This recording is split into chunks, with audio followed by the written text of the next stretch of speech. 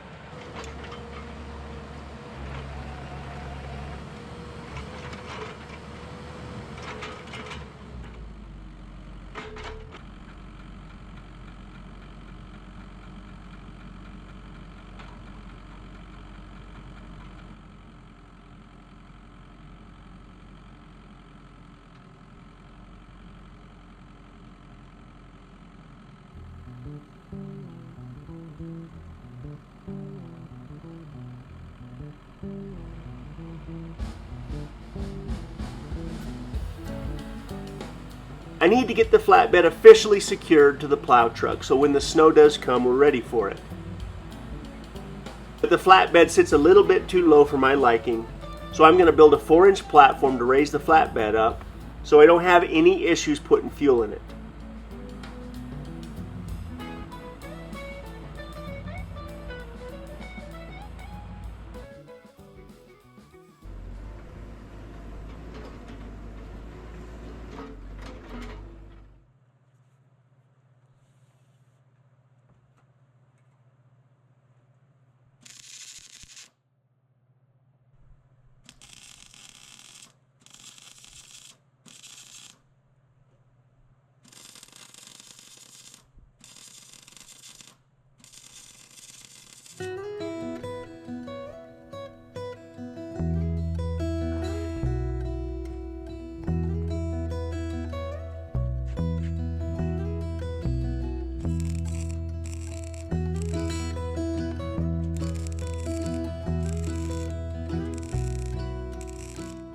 Now this might be the 4th truck that I've put a flatbed on, and it seems like every single one of them had minor issues when it came to the filler necks and putting fuel in them.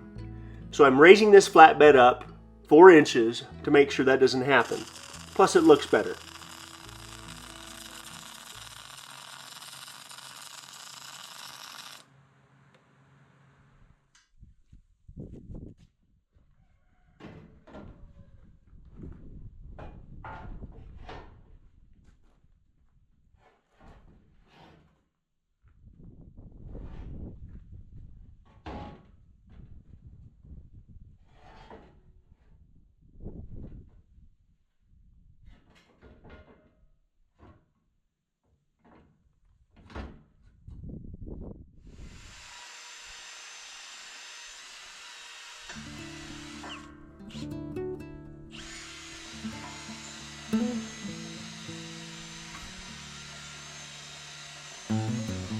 For a mid-November day, the weather is amazing and it would be a perfect day to move fallow deer, but still no contact from the state of Idaho.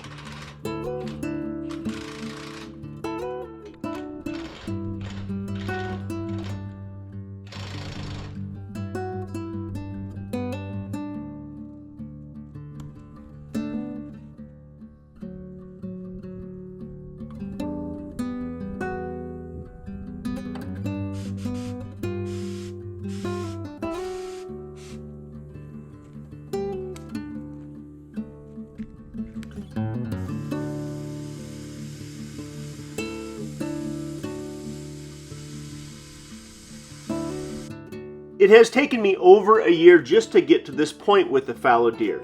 I'm ready to get them moved up here, but I cannot transport the deer until the state veterinarian gives me the go-ahead.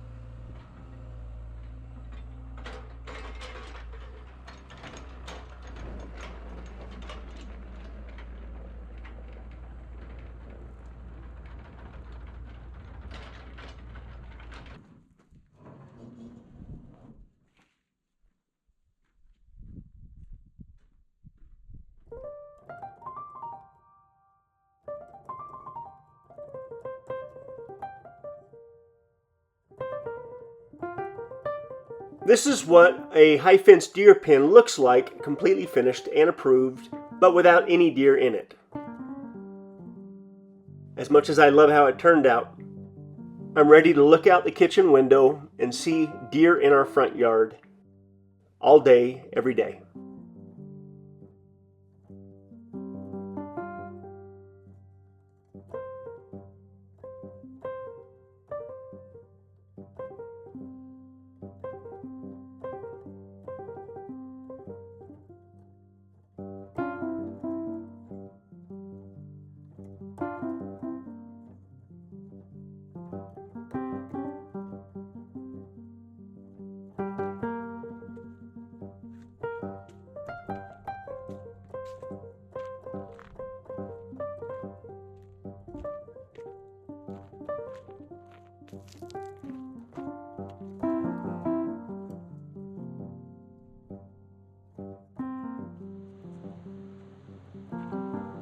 Now I'm very carefully welding the flatbed to the boxes that are now bolted to the frame.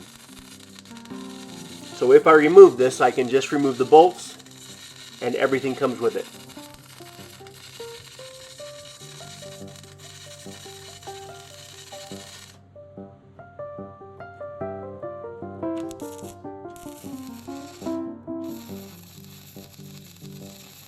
While I'm waiting for the phone call from the state of Idaho on the fallow deer, I'm making some final adjustments to the flatbed, and I'm welding it in a way where it could still be removed at some point down the road.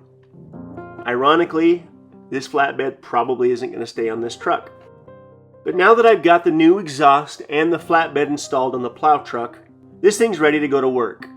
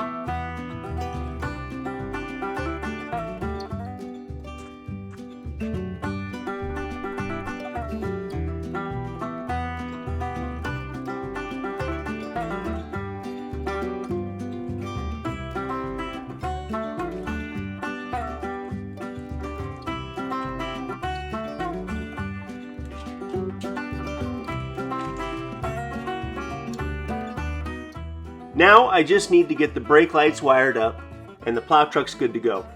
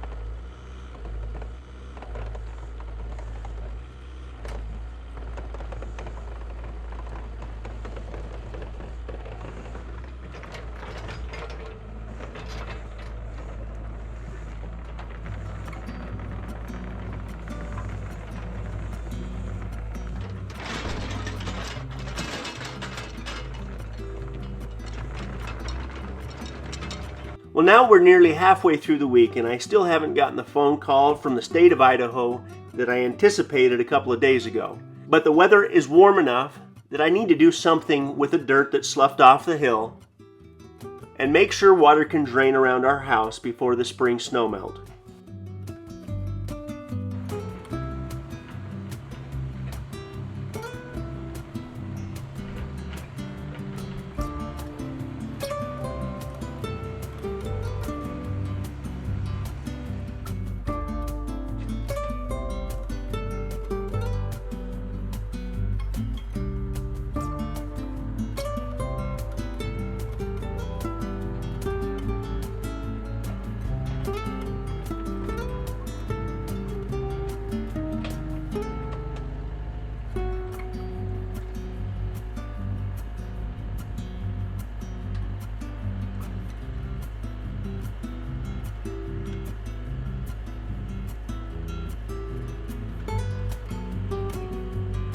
Now this is the sauna that I built out of pallets a couple of years ago that has never really worked that well as a sauna. But now I have a new purpose for this sauna and I'm going to use it somewhere else.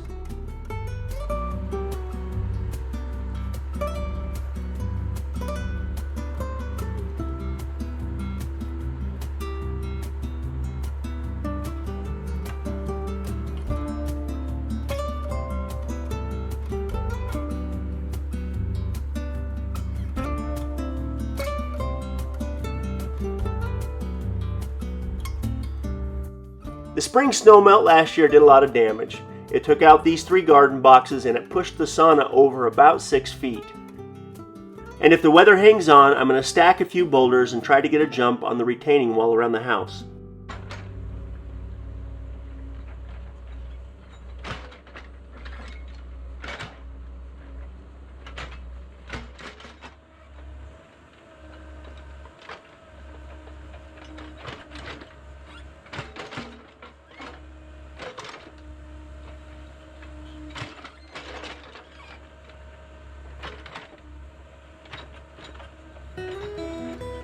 I have a whole bunch of big boulders that I've been saving for this retaining wall, but I want to make sure that this is done in a way where it never needs attention again down the road.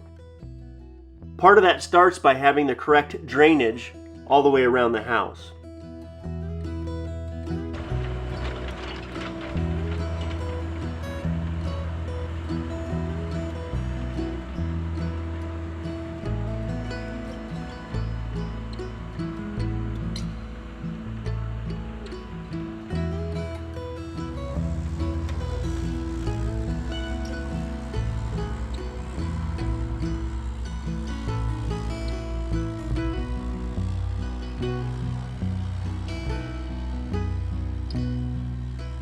Having flat ground is a valuable commodity around here. And when I moved the dirt around the back of the shop, I managed to create a little bit more flat ground where I could park a truck or two. And I saved this load of gravel to put down all around the back of the shop.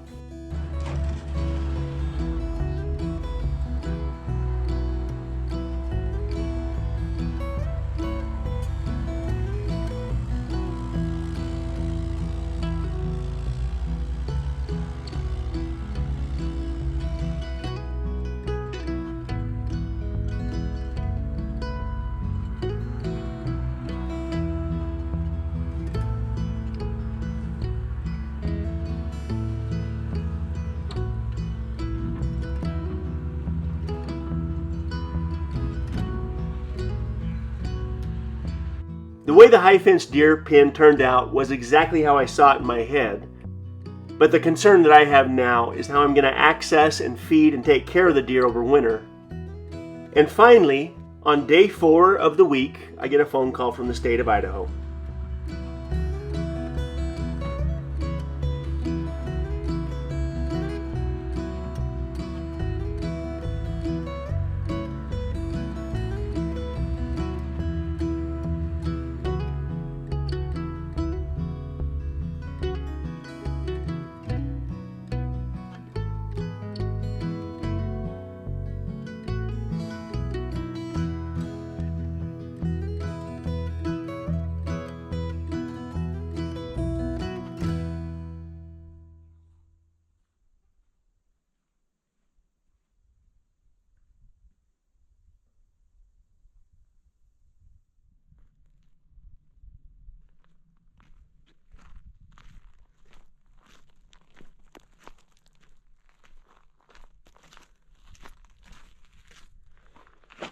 Well, I just got a phone call from the state inspector. I don't even know what her official title is, but I just got a phone call saying it's okay to transport the deer.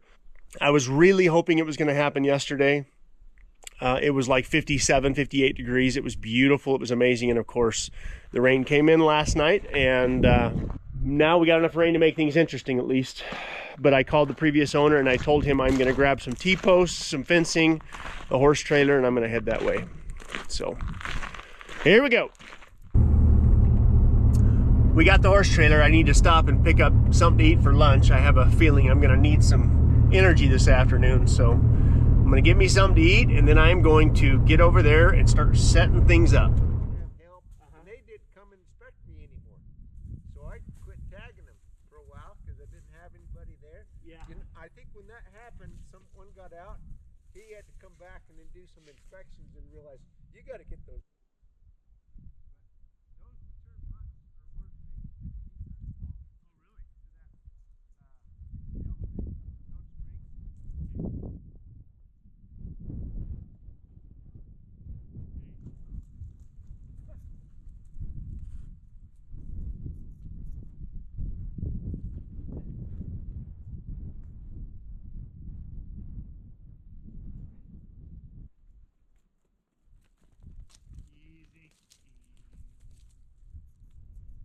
Yeah, they don't want to go in there.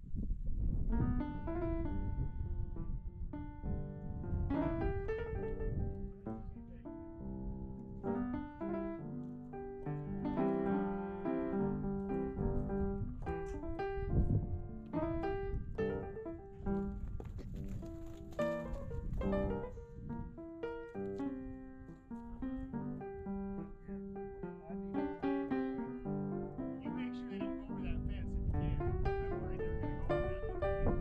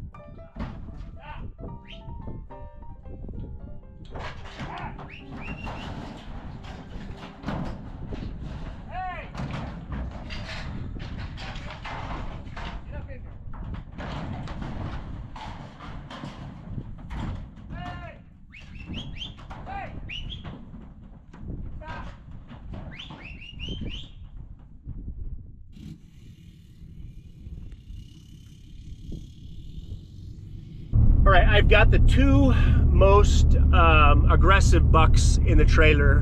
I'm about 10 minutes from my place, and the one buck has the best genetics, but he is the worst. His disposition is the worst, and so I got to figure out if I'm breeding for disposition or breeding for genetics here. I don't really want to have deer that I can't get up close and personal with. So, but step one is to get them unloaded and to do this in a way where nobody gets hurt.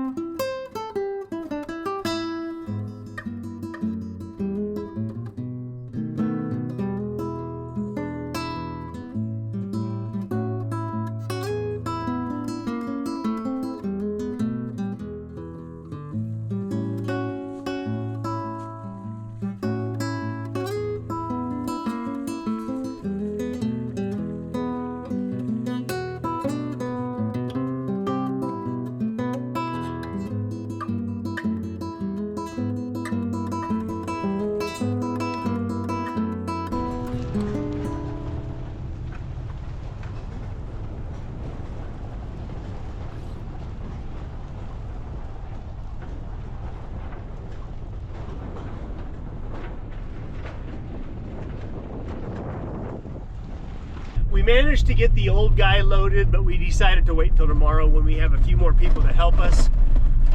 The other three were getting a little bit too wound up, and I'm afraid that they're going to get hurt. So I'm going to haul the old buck up to our place and turn him out with the other 2 bucks. And tomorrow afternoon we're going to go down and catch the other 3 and get them hauled up to our place.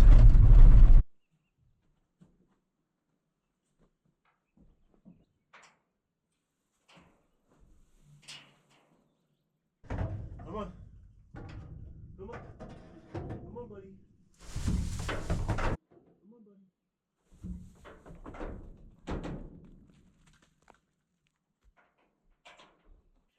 Let's close that gate up.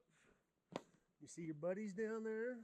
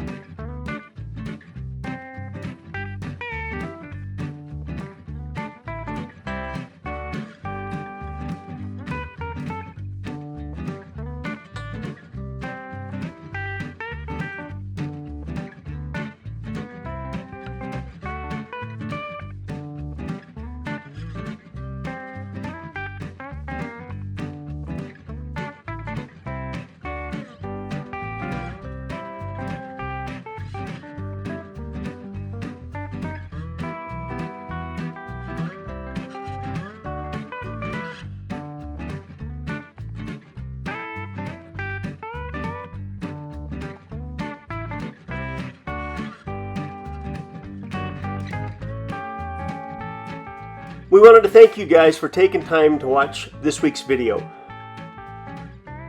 On next week's video, we're going to show you the conclusion of getting all the rest of the deer up here. And if the weather holds out, I'm going to start stacking some boulders on that retaining wall.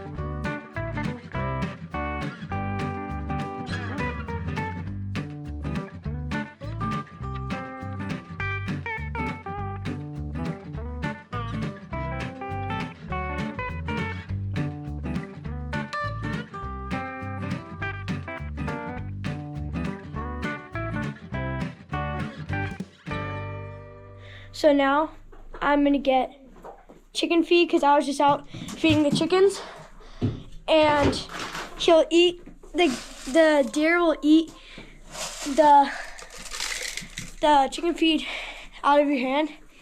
We got the deer right here, and then he just eats out of your hand.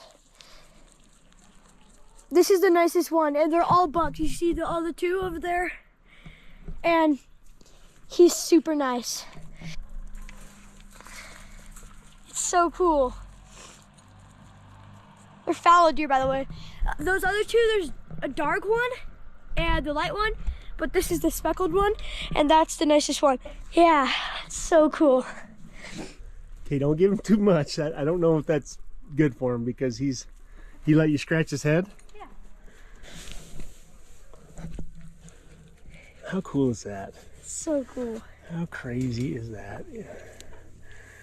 I think we could probably get him to where, if we keep bringing apples and stuff out here, I bet we can get him to where he's our best buddy. Yeah. It's those two crazies over there that are. I'm just afraid of his antlers. He won't. I don't think he won't do anything. He doesn't seem to be anywhere near as aggressive. He's the oldest. A 7-year-old. He's kind of like me. He's a little worn out. That's cool, buddy. Yeah. Callie's gonna be jealous.